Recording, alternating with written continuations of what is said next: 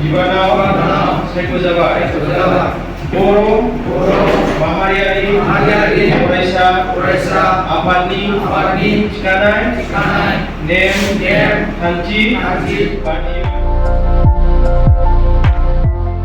बेंटल कलेज बनसु खोन्दोसा आफादखौ दिनै दाफुंबाय। दिनै चिरां जिल्ला बनसुनि बानजायनायाव बेंटल कलेजनि बनसु खोन्दोसाखौ आबुङै दाफुंनाय जायो होनना मिथिहोयो। मिरु बनसुनि आफादगिरि बनजित मन्जिल बसुमतारीनि नुजाथिनायाव गोदानै दाफुंजानाय बेंटल कलेज बनसु दालाइसा आफादनि आफादगिरि महरै एलबार्ट नार्जारी आरो गाहाय नेहाथारि महरै एनार्जनजों लोगोसे गुबुन गुबुन बिबाननि बिबानगिरि महरै माखासे फरायसाफोरखौ लाफानानै दाफुंनाय जायो होनना चिरां जिल्ला बनसुनि आफादगिरि इन्द्रजित कुमार ब्रह्मआ खौरांगिरिनि सिगाङाव ओरैबायदि फोरमायो।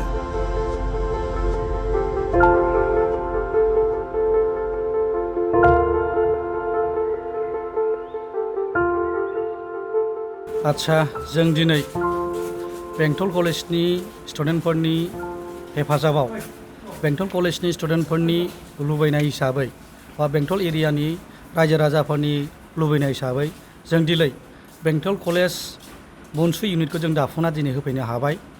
दा बिनि गेजेराव जोंहा बे दाफुंनाय समावहाय जोंनि सेन्ट्रेलनिफ्राय मानगोनां आफादगिरि बनजित मन्जिल बसुमतारी बिथांमोना फैदों।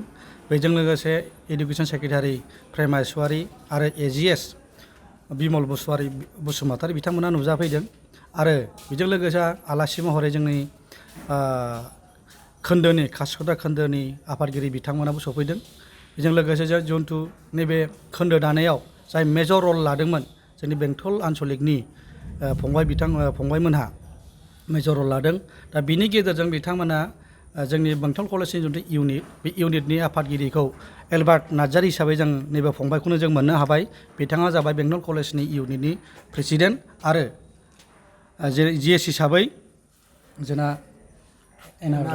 एनार्जन फंबायखौ जों मोननो हाबाय। बे फंबाया जोंहा आरो बेजों गोबां मावथि बिथांमोन दंबावो। आं नामखौ दिनै बुंजोबनो हानाय नंला। नाम जिथु फार्स्ट टाइम नुनाय हिसाबै गोसोआव थाजोबनाय नङा। बे हिसाबै आङो बिथांमोननि नामखौ बुंजोबनो हाजोबाबाबो बिथांमोना गोसो गुदुं जानानै जाथिनि हारिनि आरो स्टुडेन्ट लाइफआव जिथु केपासिटि बिल्डिं लिडारशिपनि जिथु केपासिटि बिल्डिं बिथांमोना बेखौ सोलोंहोना फैदों आरो बेखौ जों खुब वेलकाम आरो बनसु जानानै फिउचाराव बिथांमोनखौ जों कंग्रेचुलेसन होगोन जे बिथांमोना आवगायबोदों ससाइटिनि थाखाय मावनो होननानै स्टुडेन्ट वेलफेयारनि थाखाय मावनो होनना बिथांमोना आवगायदों।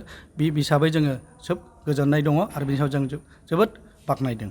गुबुन कलेजफ्रावबो बिदि इउनिट दाबावनांगौ दं। ज' बेबायदिनो इउनिट दाबावनांगौ दं।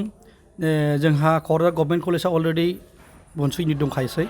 बेनि उनावहाय जोंहा बेंटल कलेज जाबावबाय आरो फैगौ समावहाय जोंहा इउएन कलेज दंबावो, बङाइगाव कलेज दंबावो। बेबायदिनो जों सानफानि एफा सामा जोंहा इउनिटखौ दालांबाय थागोन। खारन बिथांमोननिखौ जोङो लिडारशिप ट्रेनिं होनांगौ। जाय माने chapter out of the chapter सिलेबासाव जि बुस्थुखौ जों मोना, बे लिडारशिप क्वालिटि ट्रेनिंखौ जि बुस्थुखौ माबायाव मोना, चेप्टाराव मोना। बेखायनो बेबायदि इउनियन बडिनि थ्रुयैनो बिथांमोननि केपासिटि बिल्डिं लिडारशिप क्वालिटि बिल्डिंखौ बिदिनो थ्रुयैनो बानायनाय जायो। जिथु नैबे गोदान इउनिट बिनि सोद्रोमाफोरखौ माबायदि खामानि मावगोन होननानै आसा खालामो? बिथांमोना खुब जोंनि जिथु बनसुनि जिथु खामानि मावनाय खुब टेनजिबोल एन्ड फ्लेक्सिबोल।